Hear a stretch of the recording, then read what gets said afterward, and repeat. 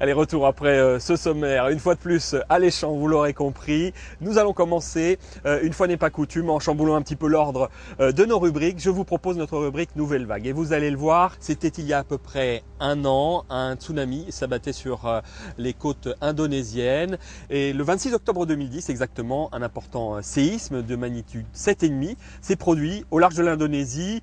Et conséquence directe de ce tsunami, les côtes réunionnaises ont été touchées par des vagues de plus de 2 mètres aux alentours de 3 heures du matin. Et vous allez voir un reportage qui est intitulé Le port de Sainte-Marie secoué par un tsunami, évidemment, qui a été diffusé sur la chaîne de télé réunionnaise Antenne Réunion et sur son site internet l'info.re.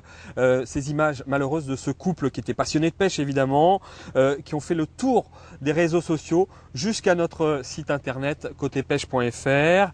Vous allez voir qu'un magnifique élan de solidarité s'est déclenché autour de ces personnes, autour de cette histoire.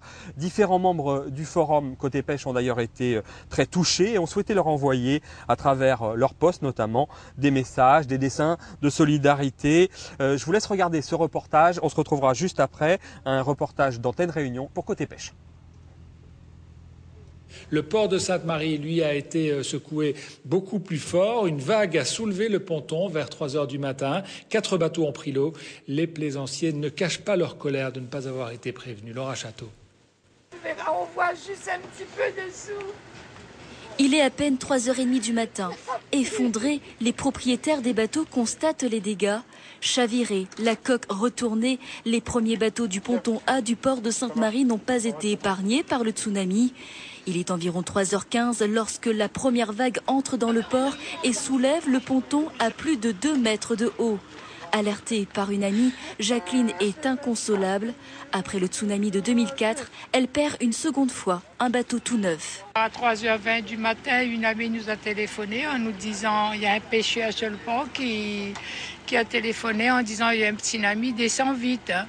Donc quand on est arrivé, j'ai cherché mon bateau et les bateaux de mon ami, il était déjà coulé. C'est le deuxième bateau, donc là on en a marre, on a ras-le-bol. C'est pas possible. Bien qu'amarré, son bateau a coulé sous la pression de l'eau, se retrouvant sous le ponton. 3 autres bateaux ont été endommagés. 6h20, sous les yeux des plaisanciers, une réplique du phénomène réapparaît. Vous avez intérêt de partir, hein? Très vite, la nouvelle fait le tour du port et les pêcheurs se pressent pour protéger leurs bateaux. Tous ont été pris de court. C'est l'imprévu, tout le monde essaye de faire de cette façon pour pouvoir amarrer ce bateau, essayer d'entretenir, faire son routier si possible. D'autres choisissent de prendre le large. C'est comme les consignes, c'est de jouer la prudence, donc c'est demander aux gens de sortir leur bateau s'ils peuvent le faire, s'ils sont joignables, ou de les mettre à sec pour éviter une autre réplique. Vers 8h ce matin, les responsables du port affirmaient ne pas avoir eu d'alerte et prendre des dispositions pour sécuriser le port. D'abord, sécuriser toute la partie du ponton, dont le maître de port nous l'a montré tout à l'heure, et donc pour ensuite, avec la chambre de commerce, sortir ces bateaux. Peu après 10h, les plongeurs s'employaient déjà à la tâche et installaient les bouées sous les bateaux, en attendant une autre réplique attendue vers 15h. Alors vous l'aurez compris, on ne peut pas rester indifférent face à cette histoire que nous avons appelée Solidarité des gens de mer. Et nous avons souhaité évidemment aller plus loin en allant directement à La Réunion avec notre correspondant sur place qui s'appelle Thierry Bourdel. Il est concessionnaire, location et entretien de bateaux Bourbon Pêche Plaisance, vous allez le voir. Nous sommes sur le port de Sainte-Marie et toute l'équipe de Côté Pêche évidemment se joint à moi pour tirer un immense coup de chapeau à Thierry, sans qui tout cela n'aurait pas été possible. En effet, il connaissait très bien ce jeune couple de retraités qui sont devenus des amis au fil du temps. Ils étaient tout d'abord clients. Thierry a souhaité leur obtenir un nouveau bateau à un prix exceptionnel. Il a évidemment rogné sur sa marge et sur le transport par bateau. C'est lui qui sur place s'est occupé et qui a organisé évidemment le rapatriement du Siemens 25 Octo sur La Réunion et qui s'est engagé à le réceptionner, à le préparer et à installer gratuitement le matériel offert par les différents partenaires, que ce soit de la sécurité, de l'électronique ou des accessoires, jusqu'à la mise à l'eau et à la remise des clés de ce bateau. Et vous allez voir tout au long de l'année 2011, au cours de nos déplacements, l'équipe de Côté Pêche a souhaité solliciter différents partenaires pour venir en aide à ce couple de retraités. Et plusieurs grandes marques ont décidé de s'associer à ce projet Solidarité de gens de mer. En parlant de partenaires, il a fallu bien entendu équiper, accessoiriser ce bateau de pêche et c'est tout naturellement que la marque Amiot, Franck et Anthony Amiot, que vous avez pu découvrir dans notre numéro 17 de Côté Pêche, ont souhaité participer et offrir toute une gamme de matériel et de produits de qualité, une gaffe inox, une épuisette inox, différents supports de canne inox, à encastrer ou externe, un treuil manuel, un siège modulable et d'autres équipements inox évidemment. Un grand merci à eux pour ce magnifique geste de solidarité.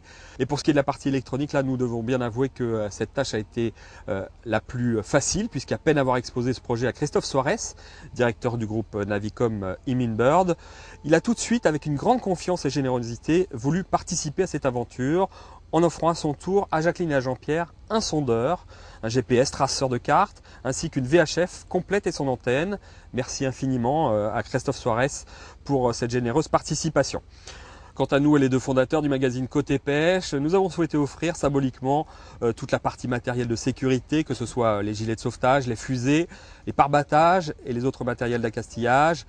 Inutile de vous préciser la joie, le bonheur et la reconnaissance de nos deux jeunes retraités qui ont eu le 22 septembre dernier la surprise de découvrir leur nouveau bateau complètement équipé.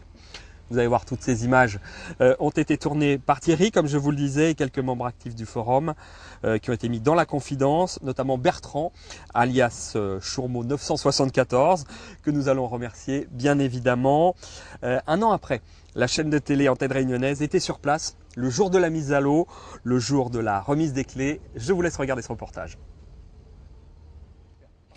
C'est une information de notre site l'info.re relayée dans un magazine national spécialisé qui a tout déclenché pour Jean-Pierre et Jacqueline. Il y a un an, ce couple de retraités perdait son bateau dans le port de Sainte-Marie au lendemain du tsunami en Indonésie. Leur histoire a dépassé nos frontières. Une chaîne de solidarité s'est organisée pour l'équipement de leur nouvelle embarcation. Julie Lebien. Culpa, un nom pour ne plus subir la perte d'un bateau. Jean-Pierre et Jacqueline, un couple de retraités, ont déjà perdu 2 embarcations. Le 26 octobre 2010, ils sont appelés à 3 heures du matin. Leur bateau, amarré au port de Sainte-Marie, est en train de couler. Des vagues de 2 mètres de haut, provoquées par le tsunami de la veille en Indonésie, se fracassent sur les embarcations. Jean-Pierre avoue qu'il a pensé tout arrêter. Ça m'est déjà arrivé en 2004, ça me revient en 2010. Là, je peux vous dire que j'ai failli tout plaquer, rentrer en Bretagne parce que je suis breton. S'ils arrivent à racheter un bateau, le couple peine à trouver les fonds pour l'équiper. C'est là que la solidarité s'organise en métropole. Après avoir vu un reportage sur Antenne Réunion, le magazine Côté Pêche a trouvé les fonds pour l'équiper. À leur retour de vacances, le 8 août, le couple a la surprise de trouver de nouvelles technologies sur l'embarcation. Il y a la cartographie et les GPS. Il y a un là et l'autre il est ici. Le Culpa a été mis à l'eau avec succès aujourd'hui. Les retraités espèrent qu'ils vivront encore de belles sorties en mer. Après ces images, évidemment, on ne peut que souhaiter bon vent à ce fameux Culpa. Vous l'aurez compris, son nom est un joli pied de nez à ce qui s'est passé là-bas à La Réunion. Je vous propose maintenant de retrouver nos images de pêcheurs. Nous nous retrouverons, nous, juste après, pour un contrôle en mer en compagnie de la gendarmerie maritime.